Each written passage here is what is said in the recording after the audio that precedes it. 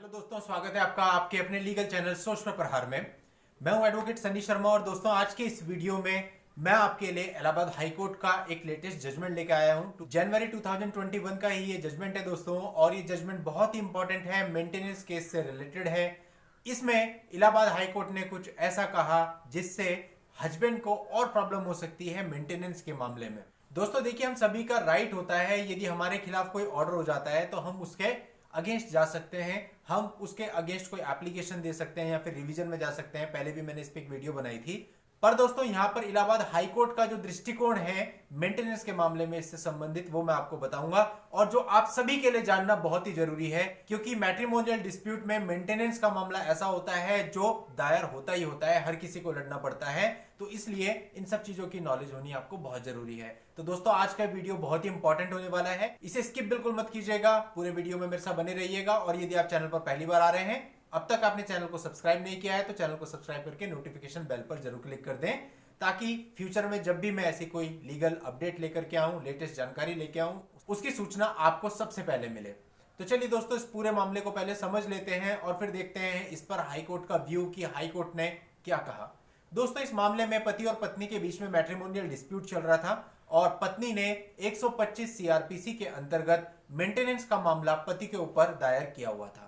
अब दोस्तों इस मामले में पत्नी के फेवर में ऑर्डर हुआ और पति को आदेशित किया गया कि वो अमुक मेंटेनेंस जो भी तय हुआ होगा वो अपनी पत्नी को दे। अब दोस्तों ये ऑर्डर होने के बाद भी पति ने इसकी पालना नहीं करी, यानी कि उसने पत्नी को मेंटेनेंस नहीं दिया।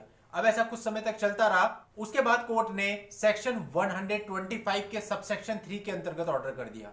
इस पर दोस्तों मैंने पहले भी वीडियो बनाया है, फिर से आपको एक बार और बता देता हूं कि सेक्शन 125 का सबसेक्शन 3 ये कहता है, यदि पति मेंटेनेंस का ऑर्डर होने के बावजूद भी मेंटेनेंस की राशि नहीं देता है तो ऐसे पति के खिलाफ कोर्ट वारंट इशू कर सकती है, और ऐसे वारंट का एग्जीक्यूशन होने के बाद प्रत्येक भंग के लिए उसे 1 माह का कारावास दिया जा सकता है, उस पर फाइन भी लगाया जा सकता है। प्रत्येक भंग का मतलब दोस्तों यह है कि जब भी वो डिफॉल्टी होगा देने में, उस समय पर उसको मैक्सिमम 1 माह की सजा हो सकती है। तो दोस्तों यहां पर कोर्ट ने इसी सेक्शन में, यानी सेक्शन 125 के सबसेक्शन 3 के अंतर्गत एक ऑर्डर पारित कर दिया। अब दोस्तों जो पति था वो इस ऑर्डर की क्वेश्चन के लिए हाई कोर्ट में गया। अब हाई कोर्ट में जो पति के एडवोकेट थे उन्होंने ये तर्क रखा कि भाई जब ये ऑर्डर हुआ था उसके बाद पति ने एक एप्लीकेशन दी थी इस ऑर्डर को रिकॉल करने के लिए, और वो एप्लीकेशन आज की डेट पर भी पेंडिंग है, यानी कि उसका डिस्पोजल नहीं हुआ, और उसका डिस्पोजल किए बिना ही कोर्ट ने सेक्शन 125(3) सीआरपीसी के अंतर्गत पति के खिलाफ ऑर्डर जारी कर दिया। इसलिए जो ऑर्डर है ये क्वैश होने के योग्य है। अब दोस्तों जो गवर्नमेंट एडवोकेट थे उन्होंने कहा कि ये जो एप्लीकेशन थी ये उस समय पर दी गई थी जब इस एप्लीकेशन को देने का कोई सही समय नहीं था, और ये जो एप्लीकेशन थी ये मेंटेनेबल नहीं है।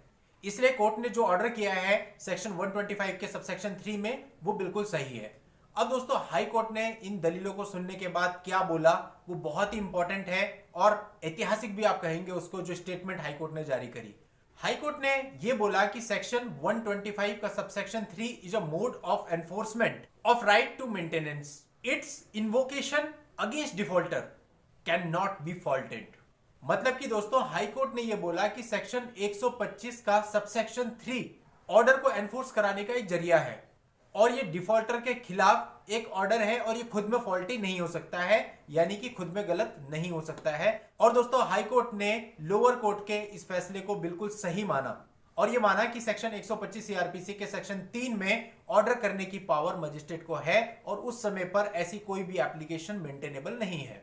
और दोस्तों ऐसा मानते हुए हस्बैंड के द्वारा क्वेश्चन के लिए दायर किए गए इस आवेदन को खारिज कर दिया गया।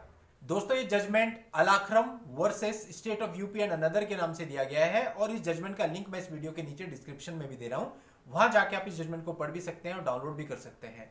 और अपनी किसी भी पर्सनल प्रॉब्लम के लिए यदि आप मुझसे बात करना चाहें तो उसके लिए इस वीडियो के नीचे डिस्क्रिप्शन में मेरा व्हाट्सएप नंबर दिया हुआ है, उस व्हाट्सएप नंबर पर व्हाट्सएप मैसेज के द्वारा अपनी अपॉइंटमेंट बुक करके आप मुझसे बात भी कर सकते हैं।